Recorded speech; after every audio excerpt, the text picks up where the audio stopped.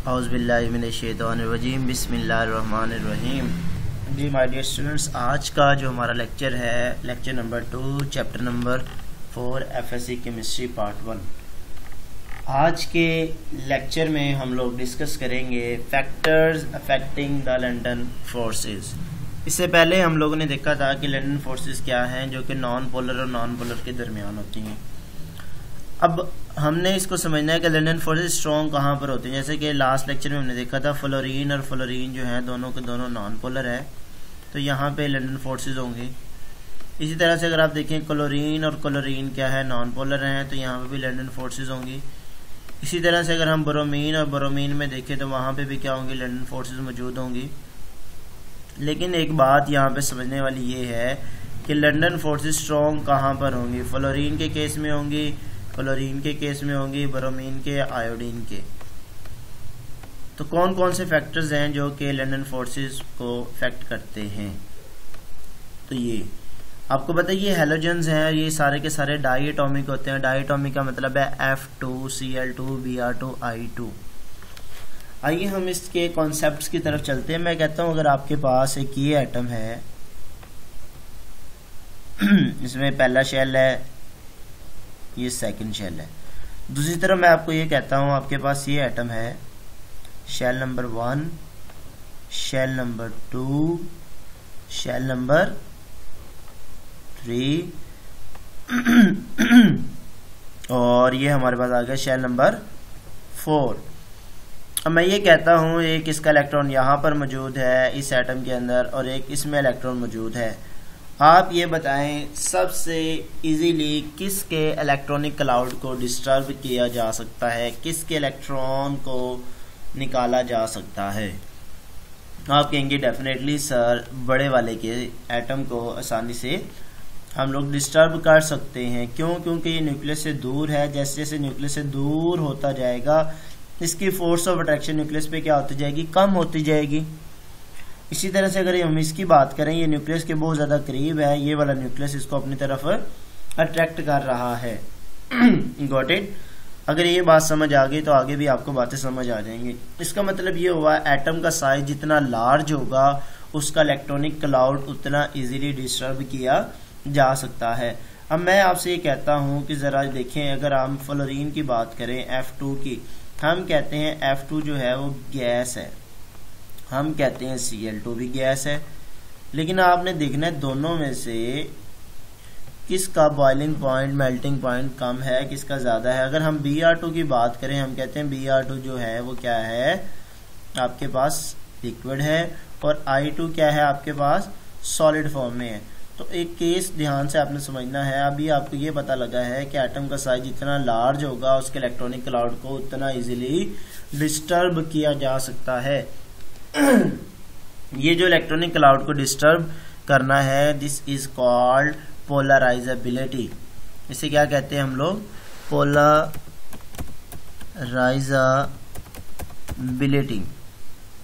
कि जितनी आसानी से एक एटम के इलेक्ट्रॉनिक क्लाउड को डिस्टोर्ड किया जा सके उसे हम पोलराइजेबिलिटी कहते हैं।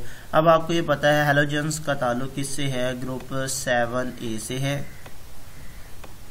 ठीक है। और अगर आप पीरियड की बात करें, फ्लोरीन का ताल्लुक पीरियड नंबर 2 से है, क्लोरीन का ताल्लुक पीरियड नंबर 3 से है, ब्रोमीन का ताल्लुक पीरियड नंबर 4 से है और आयोडीन का ताल्लुक पीरियड नंबर 5 से है।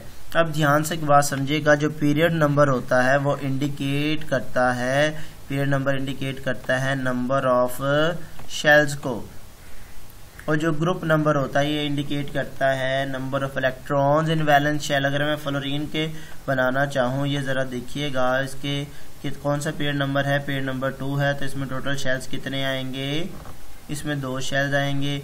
इसी तरह दूसरे फ्लोरीन में भी कितने शेल्स आएंगे बेटा, 2 शेल्स आएंगे। और जो ग्रुप नंबर होता है, जौन से ग्रुप में एलिमेंट्स मौजूद होते हैं, वो इंडिकेट करते हैं कि कितने इलेक्ट्रॉन वैलेंस शेल्स में मौजूद होंगे। तो 7 होंगे।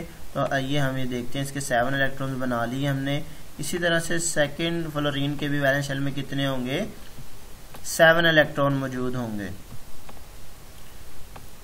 अभी हमने बात पढ़ी थी कि एटम का साइज जितना छोटा होगा उसका इलेक्ट्रॉन उतना ही स्ट्रांगली उसको अपनी तरफ खींच रहा होगा।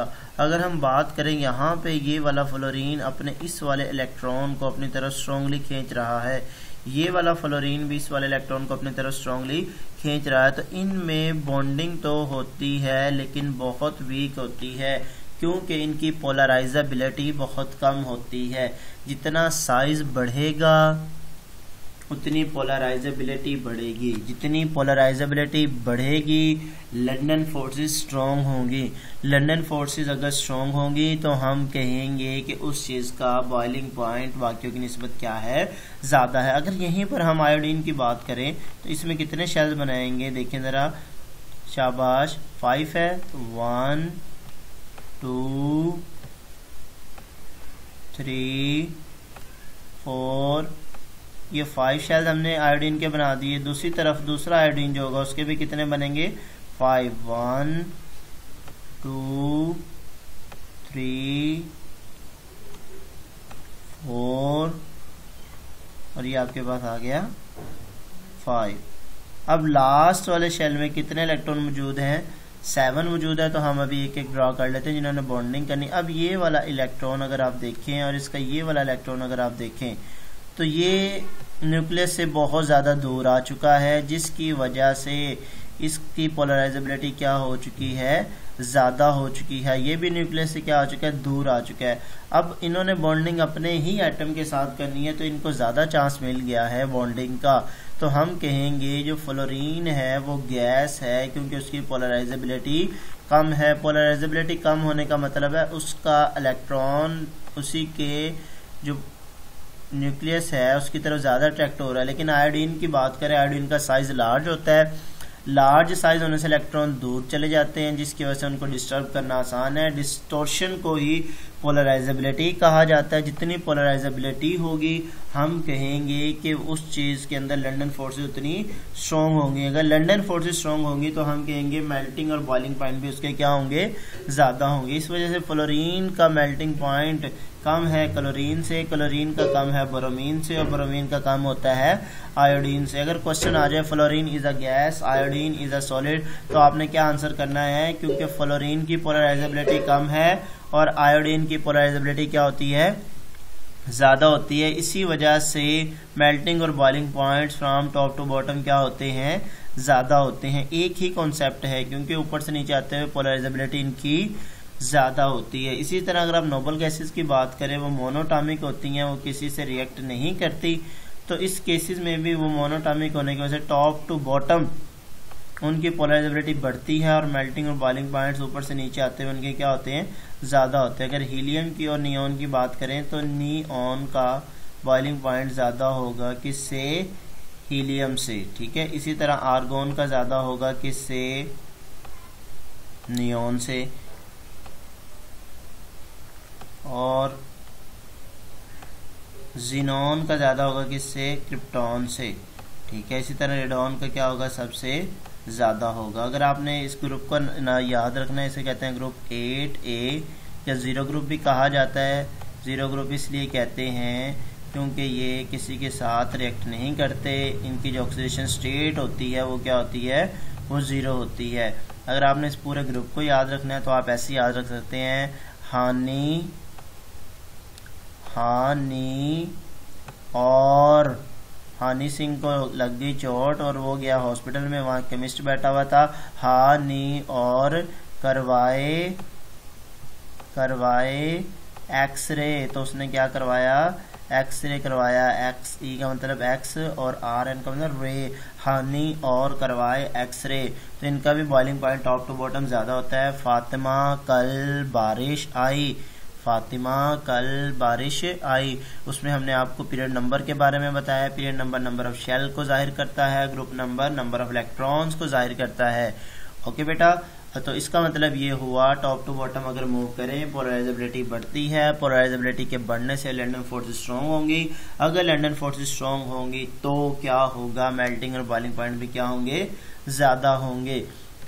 इसी तरह से अगर आप बात करें नंबर ऑफ एटम्स की, डेट इज कॉल्ड एटॉमिसिटी। ये आपके पास CH4 है, ये आपके पास C2H6 है। मैं ये कहता हूँ ये जो है आपके पास एक बेटा है, एक बाप है, उसके 4 बेटे हैं, यहाँ पे 2 बाबा हैं, 6 बेटे हैं। अगर इनकी लड़ाई हो जाती है तो किन को कुट आसानी से पढ़ सकती है? आप कहेंगे इनको कुट आसानी से पढ़ेंगी क्योंकि ये एक बाप है और 4 बेटे हैं, लेकिन ये इतनी आसानी से कुट खाकर नहीं आएंगे। इसका मतलब ये है कि जैसे जैसे नंबर ऑफ एटम बढ़ते जाते हैं, एटॉमिसिटी बढ़ती है, लंदन फोर्सेस क्या हो जाती हैं? स्ट्रॉन्ग हो जाती हैं, और मेल्टिंग एंड बॉइलिंग पॉइंट भी क्या हो जाते हैं? ज़्यादा हो जाते हैं। C3H8 की अगर आप बात करेंगे तो इसका बॉइलिंग पॉइंट क्या होगा? बाकियों से ज़्यादा होगा। लाइन क्या लिखेंगे? Because London forces are stronger in propane. Propane का मतलब होता है 3 कार्बन वाला, इथेन का मतलब होता है 2 कार्बन विद सिंगल बॉन्ड, और मीथेन का मतलब होता है 1 कार्बन विद सिंगल बॉन्ड। तो आज का हमारा लेक्चर था factors affecting the London forces. उसमें हमने हैलोजेंस के बारे में देखा, top to bottom boiling point increase होता है, नोबल गैसेस के बारे में देखा हमने, और हमने देखा हाइड्रोकार्बन्स के बारे में, यानी कि एटॉमिसिटी को हमने डिस्कस किया। ओके बेटे, लेक्चर्स को लाइक कीजिए, सब्सक्राइब कीजिए चैनल को, और कमेंट ज़रूर कीजिएगा। ओके बेटा, अल्लाह हाफिज़, टेक केयर।